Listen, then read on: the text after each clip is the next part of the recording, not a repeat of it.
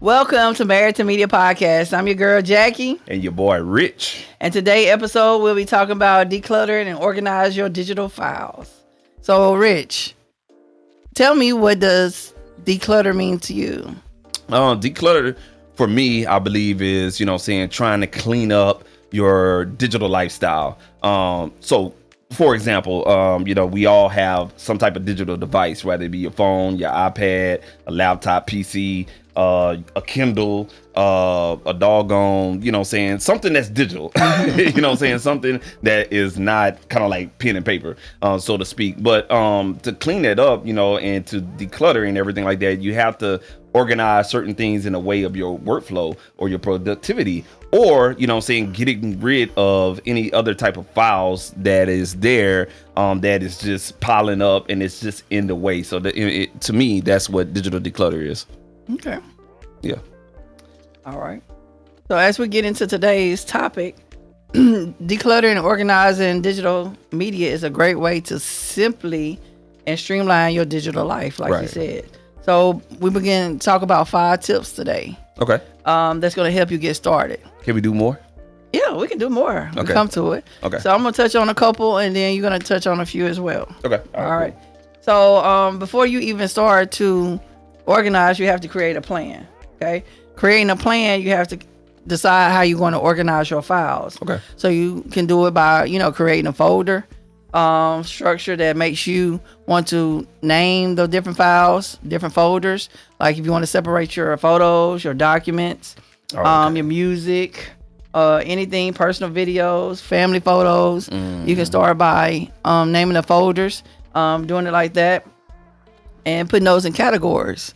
So first, before you even get started with anything, you have to decide and create a plan on how you actually going to organize your files. Okay, so organizing your files, that's basically, if I got a hard drive and I'm a videographer and stuff like that, I want to, get rid of all of 2022 files, and see which ones are still active. Just kind of like give you guys an example of organizing your files. Or if you're in the workplace and there are certain projects that you're working on that's active, and then other projects that are done, sealed, signed, and delivered and everything like that, you can just get rid of those if you don't need to archive them. So that's what you mean by coming up with a plan. How are you going to execute getting rid of those files, folders, projects, anything that will clean up that productivity and that workflow? Coming up with that plan. I like that. And also, for example, you can separate your files based off, like you said, if you're using one computer for work and at home, separate it between work and personal life as well.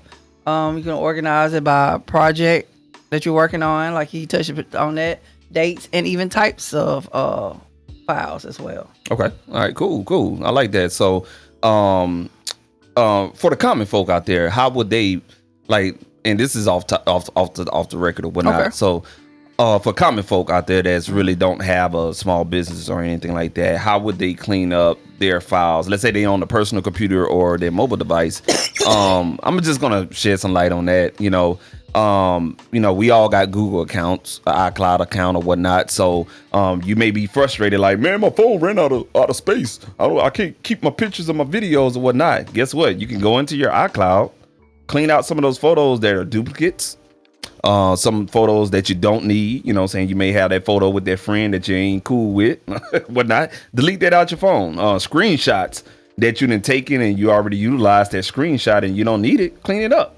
Same thing goes for your Google account as well. You want to clean that up right there as far as your Google Photos. So your Google Photos back up on the cloud but it's also on your phone, but that would jam up the space on your Google account. So just to give you kind of an idea of how to clean up your mobile device out there for you common folk as well. Ain't that right, babe? Yeah, she said I talked a little bit too much on that topic right there.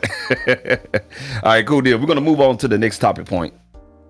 Okay, the next topic point is you're going to sort through your files. Okay, sorting through those files. Let's go.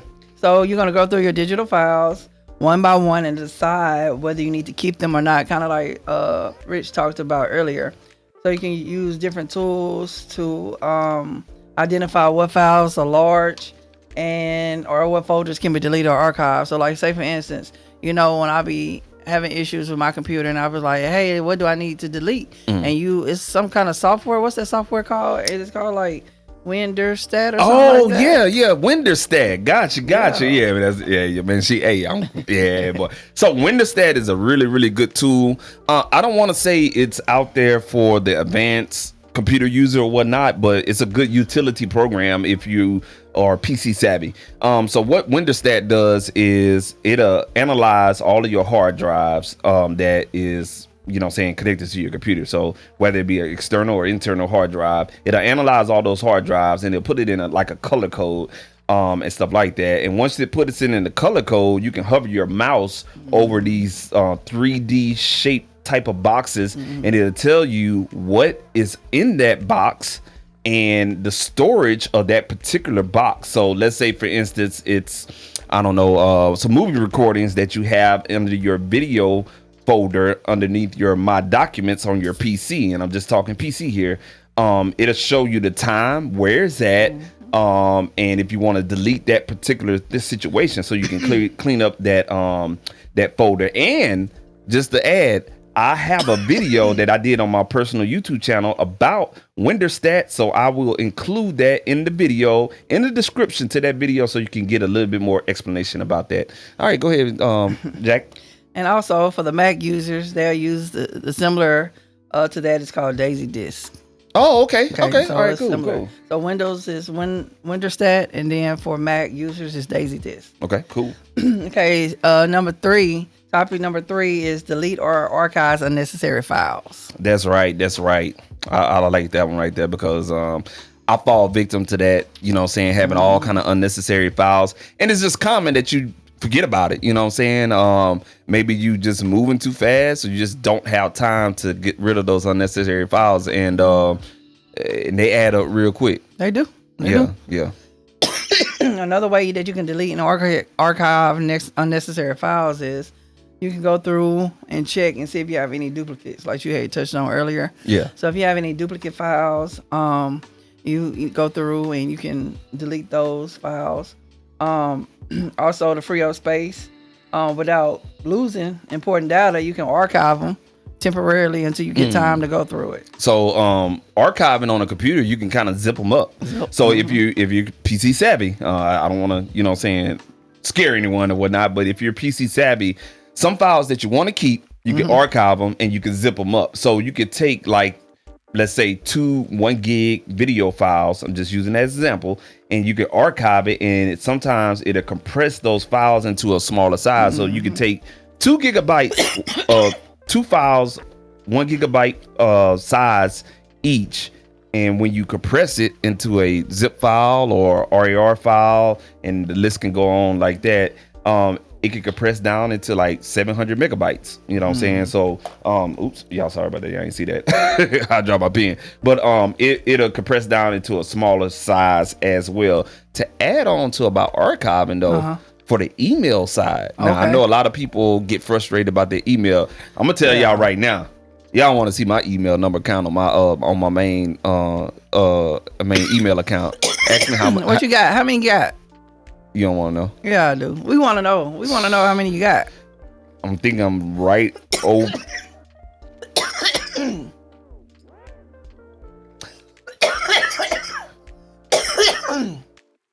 How many you got?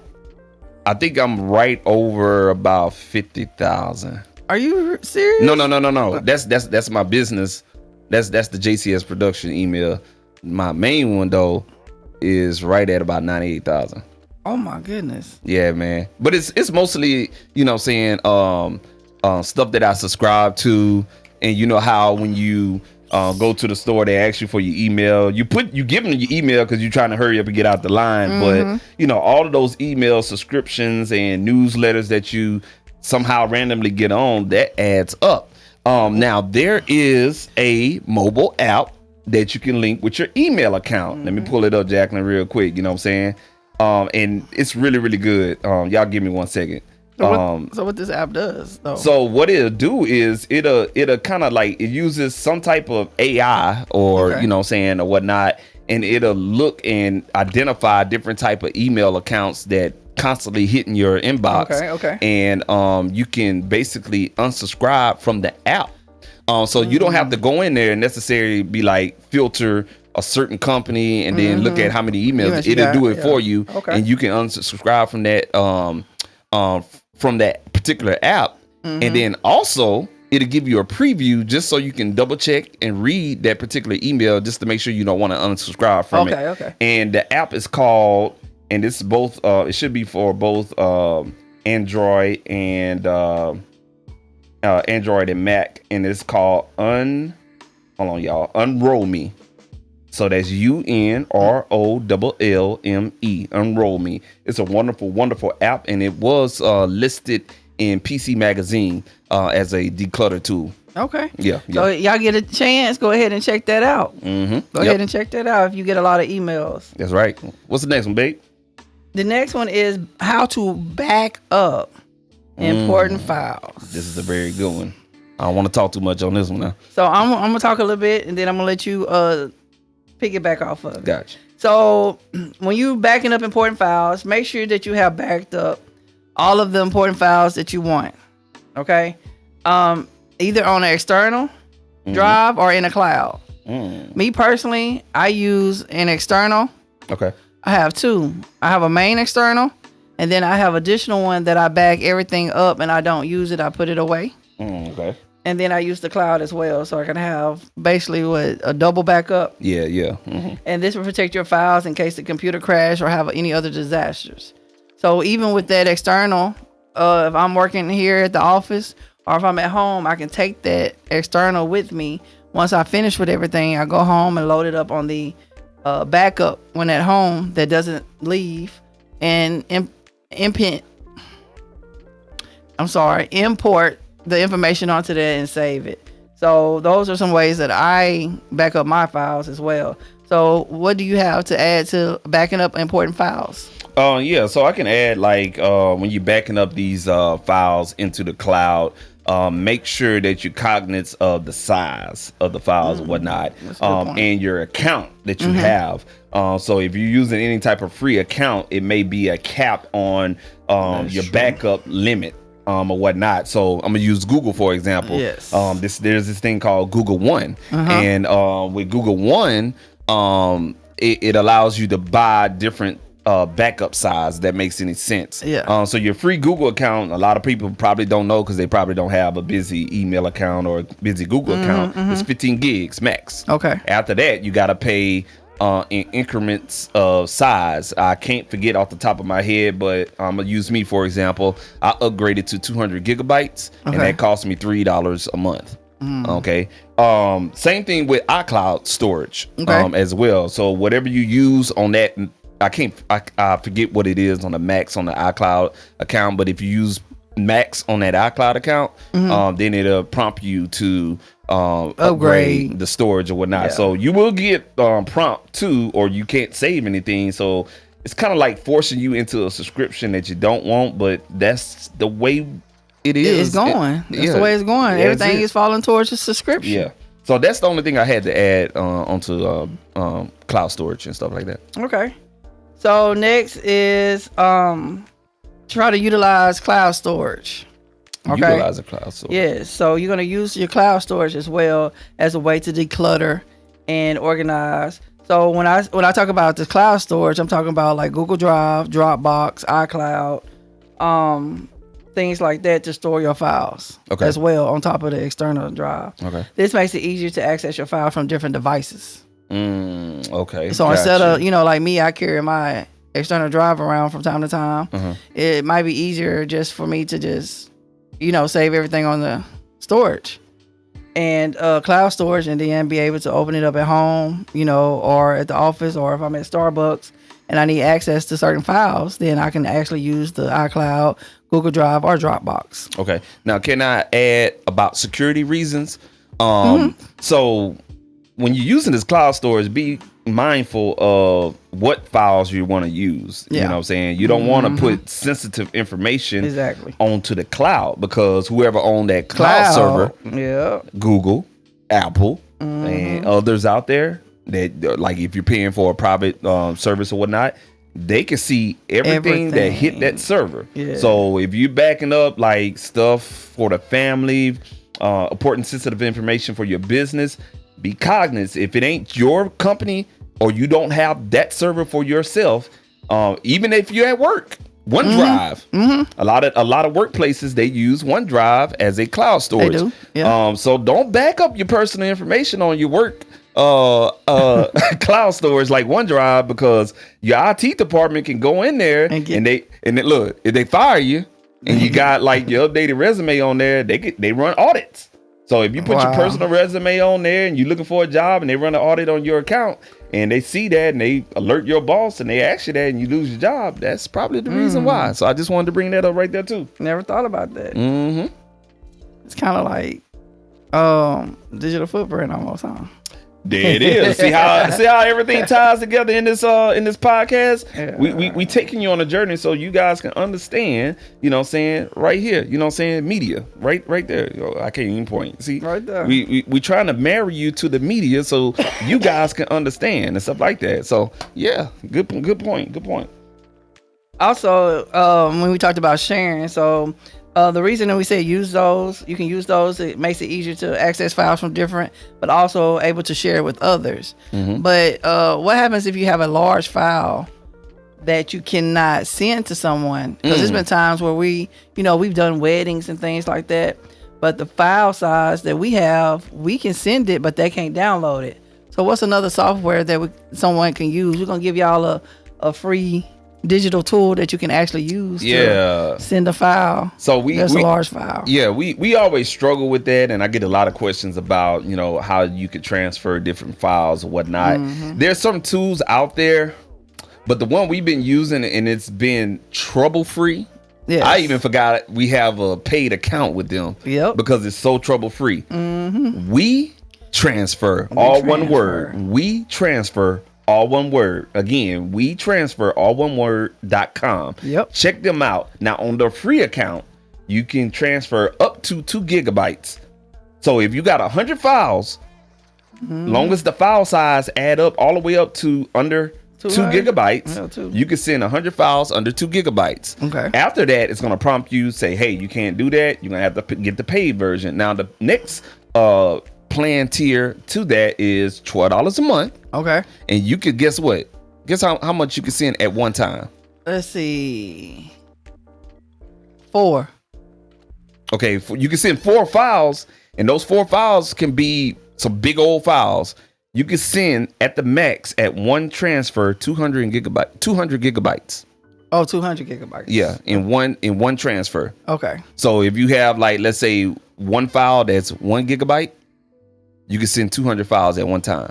So this is really, really good for like photographers, videographers, and so what is that? Okay. What's that equivalent to? Because you said to send 100 files, you said it's 2, right? 2 gigs. Yeah. 2 gigs. So when I said 4 gigs, what is that equivalent to? Nothing. So if you have 4 gigs, you can't send it. It's going to prompt you to upgrade the account. That's what I'm saying. So to upgrade the account, you said for $12.99, right? Yeah, $12.99. $12.99 gets you what? 200 gigabytes. 200 gigabytes. Yeah, 200 gigabytes and 1 terabyte of storage. Okay. Yeah, so you can also use WeTransfer as another form of cloud storage. You know what I'm saying? So there's a lot of different tools out there. You just got to go out there and hunting. And that was a good free game you gave them out there. It's a free game. We give y'all a free game, Married2Media. Yeah, man. So what's next? What's next? Next, we're going to talk about organize your digital media collection. Collection? Oh, that's new. Yeah, no. Talk to me. It just, if you have large collection files, like all of us take pictures. You think about it on our cell phones. Okay. Okay, it gets to the point where you have to get more storage on your cell phones because we have a lot of pictures. Okay. Correct? Yeah. Or videos or music. Some of us download music. You got to consider using a media management tool to help you organize and tag your files. Okay. So this makes it easier for you to find the files you need and create a collection or a playlist. Gotcha. Okay. Yeah, that's a good one there. So you the music guru. So do you know of any type of media management tools that people can use for as music? To organize their music files or playlists. That's a real good one.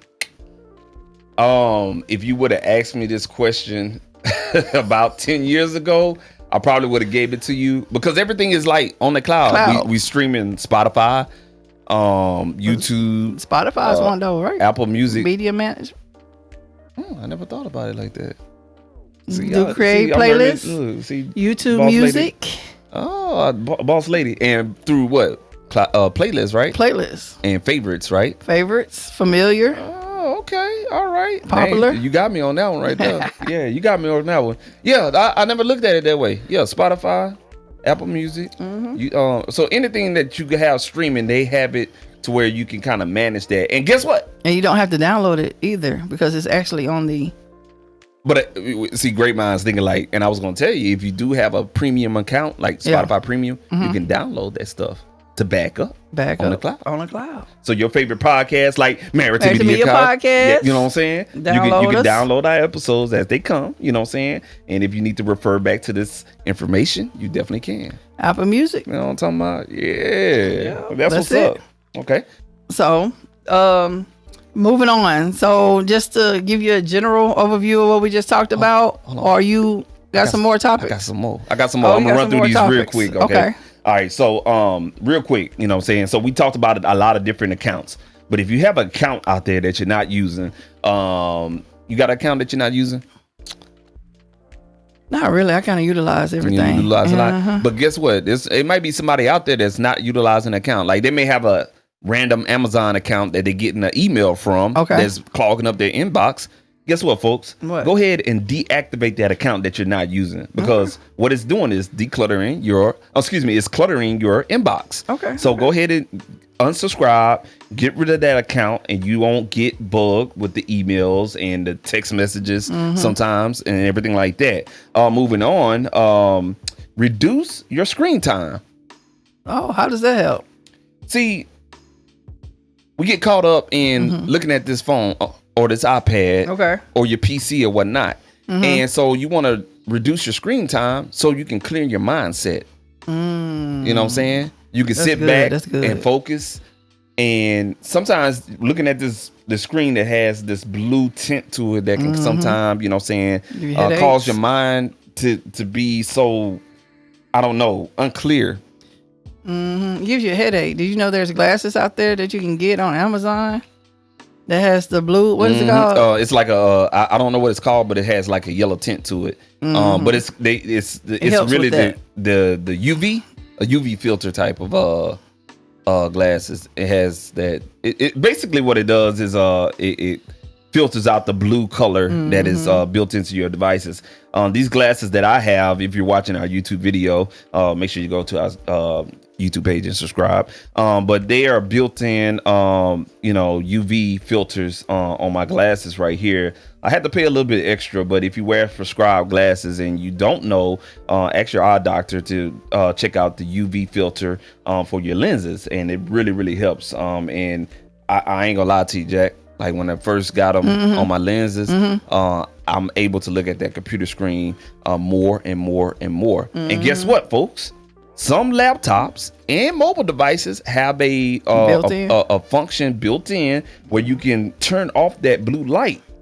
So if you're laying in the bed late at night and you got that headache, like you mentioned earlier, but you still kind of want to, browse through your phone, do some research, do some reading or whatnot, you can turn on that blue light screen filter and enjoy browsing through your phone Now the screen is going to be orange, kind of, sort of, you know what I'm saying? But it's going to definitely help you declutter your mindset and your eyesight as well. So that's what I mean by reducing your screen time. Just have peace with yourself, have peace with your mindset and everything like that. Just to piggyback on that while you get ready for the next one, Amazon actually has some blue light glasses that you can get as well that helps protect against the headache, migraines for screen time. It has an anti-glare, filter built in, and it helps you, sleep better as well. And you can get those on Amazon for like about $10. Okay, yeah. So just to, piggyback off of that, if you don't have prescription glasses, then you can just go to Amazon and check it out. Absolutely. And just look up under blue light blocking glasses. Blue light blocking glasses. That's what it's called. Okay, gotcha. And the last thing, right, that we want to talk about is really creating a calming digital lifestyle and environment. So if you have an office, go ahead and get you some green plants. Decorate your office the way you like. So if you are into Hot Wheels, have a lot of Hot Wheels around. If you are into music, have things on the wall that you can look at and it give you inspiration. It makes you smile. It makes you feel positive. If you're a religious person, have different Bible quotes and Bible verses up on the wall. Have different books that motivate you, that you have read before, that you can go and reference. That's what that means by creating a calming digital lifestyle and environment. Anything you want to add on to that? Just the mindset. Gotta have a clear mindset. You gotta declutter. Sometimes you feel like you overwhelmed, and it can cause stress and anxiety. Yeah. But by decluttering, the things on your computer, your phone, and have everything organized, just like at your home is not organized. You kind of feel stressed, so you have to declutter your home as well. So if you declutter and organize the things around you, then you begin to adjust to those things as well. Right. So that's definitely with it, man. Create that common digital lifestyle and environment, decorate your room of workplace, your cubicle. Positive, so it can have a positive vibe to it. There it is, a positive vibe. There's what it is, man. So, hey, we're going to get up out of here, man. We hope this episode of Digital DeClutter, your digital lifestyle, really helps you. We hope you grab some points here and take some reference here and there in our episode or whatnot, and utilize that in your digital lifestyle so you can create that calming work environment, that calming lifestyle or whatnot. Again, we just want to say thanks for tuning in to Married2Media podcast. This is your girl Jackie, your boy Rich. We appreciate the love and support that y'all have shown us thus far. We hope that you continue to tune in to us each and every episode. To find out more information about us, you can email us at admin@jaxcreativemedia.com if you're interested in being on the show. Rich, can you tell them where to find our social media? Yes, you can follow the handles right there below the video. Make sure you go ahead and follow us and, like a couple of things and whatnot. Also, you can follow the links in the descriptions, and I am going to throw up a QR code so you guys can scan that and you can navigate through that channel as well. And again, we just want to say thank you for tuning in to Married2Media podcast with your boy Rich and Jackie, and we'll catch you on the next episode. So stay tuned, subscribe, and go ahead and follow us, and download the podcast, man. Until next time, man, you have been Married2Media podcast. We out of here, man. Peace.